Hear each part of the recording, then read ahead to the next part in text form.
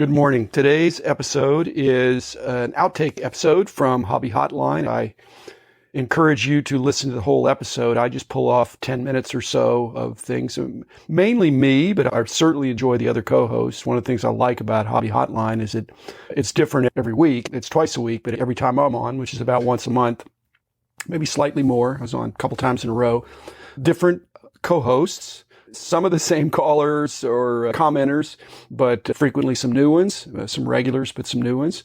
I was on with Brad Bethune manning the switchboard, and then Herman and Adam and that particular chemistry. Again, different month, different time in the hobby, different questions. It just comes up different each time. And I like that. I like it to be more spontaneous. And that's why I pull some outtakes. They're generally things that I haven't devoted a whole episode to or haven't come at in a certain way. So I thank you, Hobby Hotline crew. Now up to, I think, 21 co-hosts. So it's very rotational.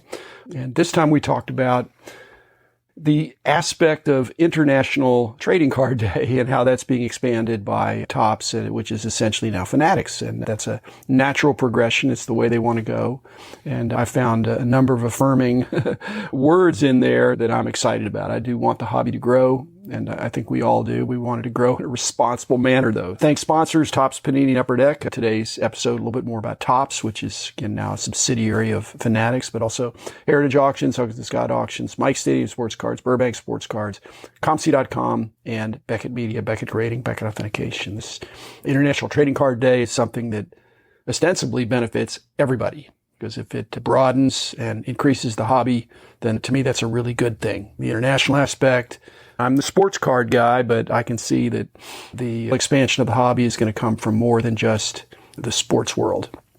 So thanks, everybody. Hope you enjoy this brief conversation from Hobby Hotline. And again, check out Hobby Hotline on Saturday mornings and Tuesday evenings as you can. And thanks again. This 2.4 million card that was supposed to be 6.6. I think the 2.4 is a little bit lower than I was expecting. 6.6. I didn't think it would sell for that much. It's a card that is probably going to be the most expensive card from the 2021-22 basketball card that's like literally from this year. The first card to sell for over $1 million that was pulled from that same year's product. The fact that it sold for under that is not as surprising to me as a modern day card selling for that much. I mean, you got vintage rookies cards that won't even touch that now. I know it's a 1-on-1, but at the same time, how rare is a 1-on-1 now? Nobody knows who bought it. What's the odds that one of the fractional companies may have picked it up? Ooh. When they buy something like that, they kind of keep it close to their chest until they put it out for shares, don't they? Yeah, that's very true. A lot of times with glamour cards or auctions that go perhaps perceived as being a little bit too cheap, in the days or hours after the auction, sometimes that card gets flipped. Well, I'm not hearing a bunch of people saying, oh man, I would have paid $3. I would have paid $4 because it's worth $6. The market was what it was. But if something goes too cheap, there's some people that will contact Golden. There's ways of finding out these things and make an offer for $3 million. If it's such a great card, it is a great card, but that's the price it went for in an open, highly publicized auction. If they make another triple logo man next year, this one could drop a lot. Honestly, I don't think Panini would do that. From an ethical standpoint, for the card companies, it's about making money. So if they can make money from producing another triple LeBron logo man, like maybe that's their prerogative.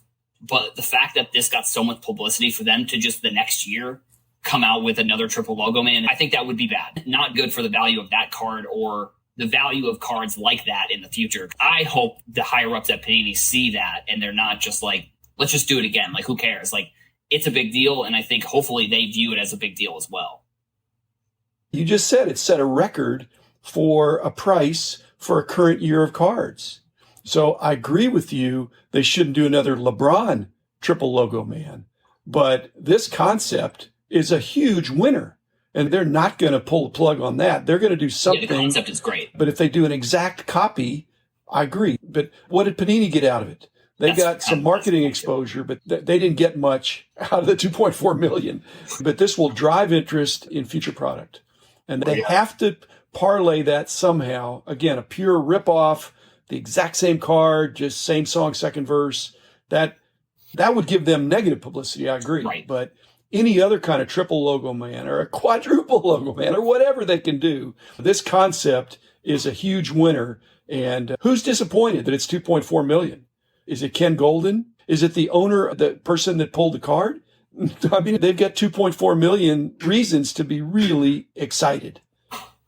Just wait for them to do the Jordan triple logo man. Just wait for them to do the Jordan. Now, I'm not interested in a LeBron logo man, and I'm not a big basketball, but a Jordan, like I just got goosebumps, a Jordan logo man, that I would be interested in and follow that story because, or a Shaq, or an AI, or a 90s basketball guy and a triple logo man, or even a quad logo man. How many rookie cards, baseball, Hall of Famers? I would probably do rookie cards, and I'm sure Dr. Beckett would be buying Hall of Famers, or he'd be sitting at, could you imagine with $2.4 million, Dr. Beckett sitting in a dollar box? Woo! He'd be destroying it. Brad, it exists. It's called the Singles Club. I'm just about to say it's the Singles Club next week. You can be sure Fanatics, you betcha, they're paying acute interest in this. It's really interesting. Fanatics has come in, which has made huge business in replica jerseys. And not every jersey is game used, let's say.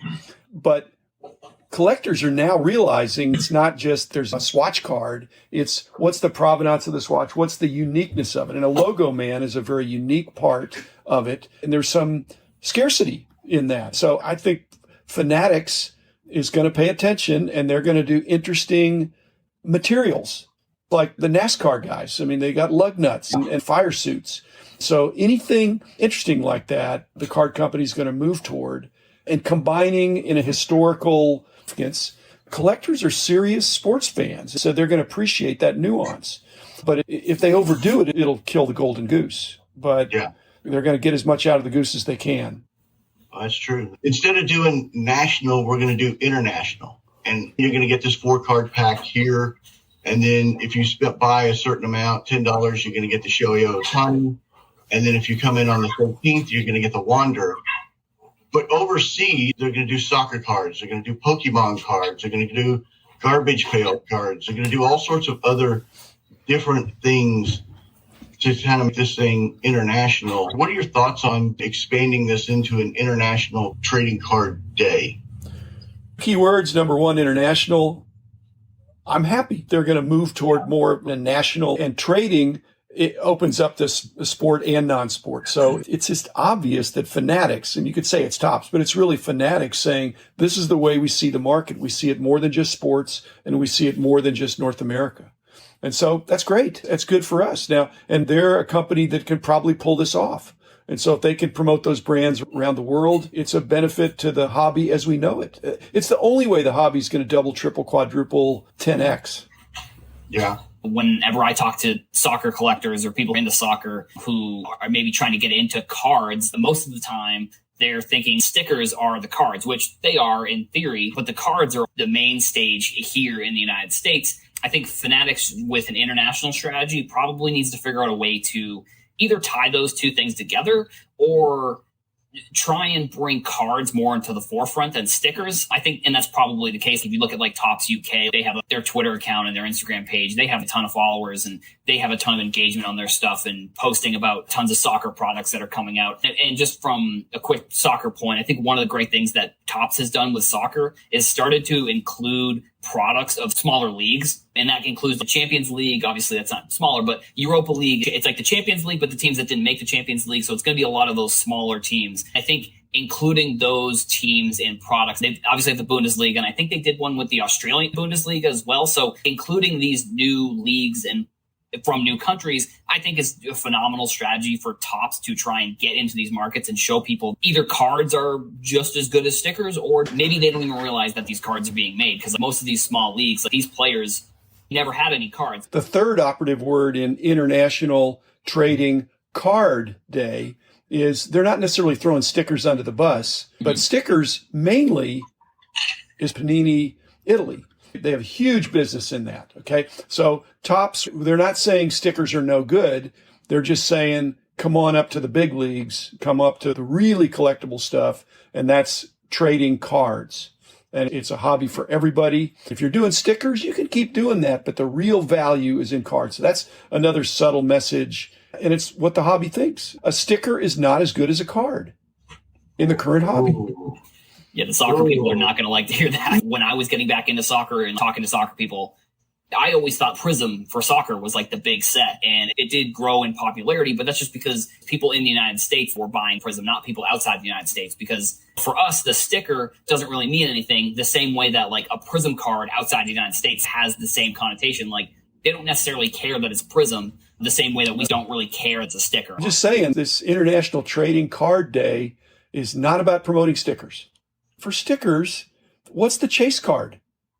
And how many of you have any game-used sticker cards?